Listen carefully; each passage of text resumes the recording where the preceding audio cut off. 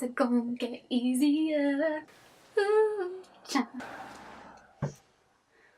how cute he is. Look at his little tongue. Whoa. Go home, Simber. You're drunk. Okay. Balance. Okay, good. Hi there. My name is Louise, and I was diagnosed with a chronic illness about 5 years ago now. 5 years! And since then, it's been a journey. But over those 5 years, I have learned a couple of things that I hate most about it. Now, don't get me wrong. There's more than just 5, as this title might indicate. But I thought instead of making this video like 15 hours long, we'll just stick to 5. Now, I don't know about you, but I use humour as a defence mechanism and as a way of coping with stuff. And that has definitely developed over the past 5 years.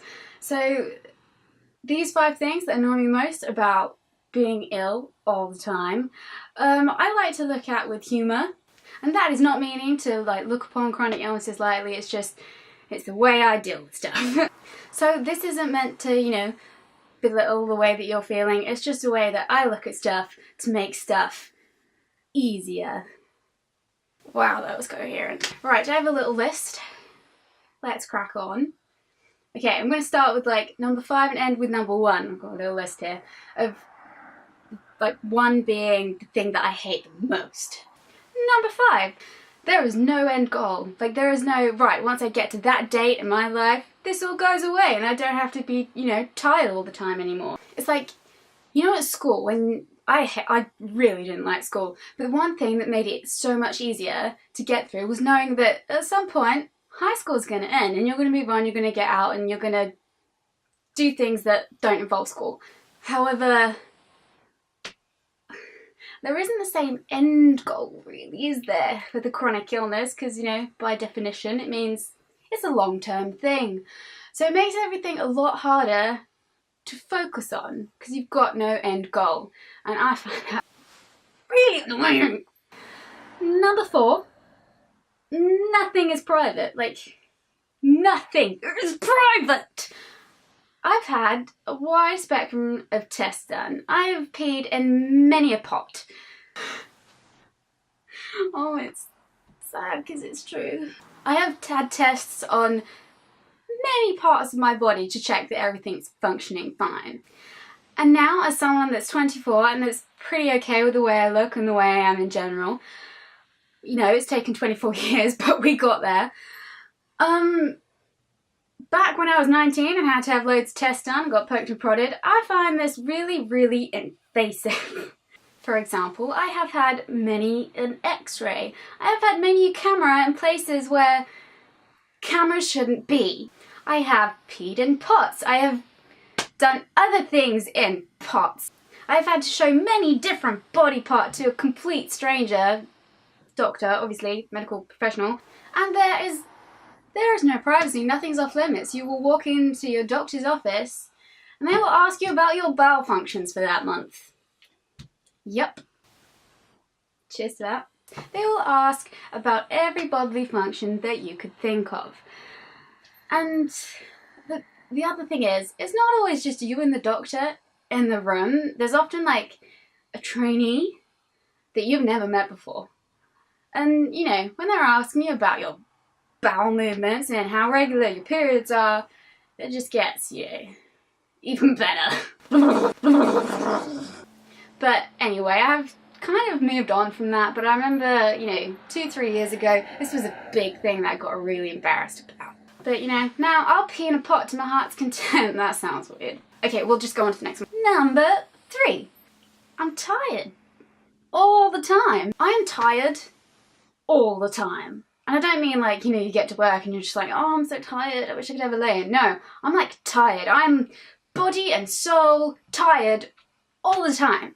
Medication I'm on, that can make you lethargic, it can make you tired, it can make you just want to sleep all the time. And also trying to explain that to friends when they invite you to like go out somewhere is really difficult. Friends could want to plan something like a week in advance. You're like, I don't know whether to say yes to this because I don't know when in a week's time I'm going to be really, really tired.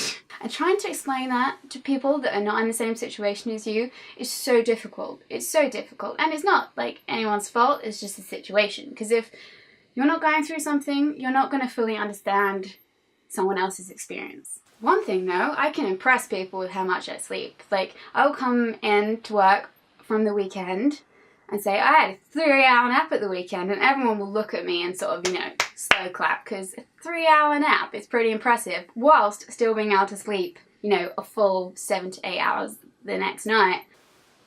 Some people have like really special talent.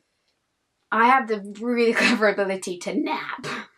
Number 2, now this was tied with number 1, but number 1 I feel like has got to be number 1. You'll see. We'll all be able to say number 1 together. But number 2, being ill all the time is so time consuming. Like, it's more time consuming than I ever would have imagined. Because I work full time. Like Monday to Friday, 8:30 till 5, I work full time. But being ill is like having an extra job on top of it. More so than I ever would have thought. Because it's not just, you know, referring back to number 3, it's not just that you're tired all the time, and that's kind of time consuming, you know, napping all the time. But there is so much more that goes into being ill than I originally thought.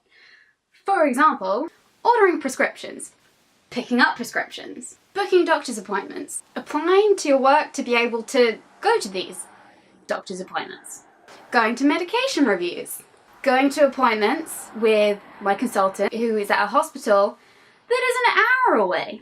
So that is already 2 hours out of my day, not even taking into account the actual waiting time and the appointment itself, which, you know, I'm a bit of a mess, so it usually takes quite a while. And amongst all this, trying to actually have some, like,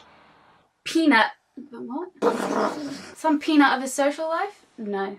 And on top of all of that is still trying to have some resemblance of a social life. Now, I'm 24, and I'll admit, I'm not like the most sociable person. I don't go out clubbing and stuff like that. I'm more like Netflix, pizza kind of gal, and when I say Netflix, I mean true crime documentaries. But, you know, mixing all of that, full-time job, full-time, you know, being ill, seeing friends, and going out to eat with work colleagues, doing all of that, fitting it into 24 hours in one day,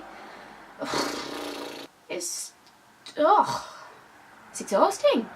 And number 1. Now, anyone with a chronic illness, I feel like we could all say this in unison, and that is when someone says to you, oh, but you don't look ill.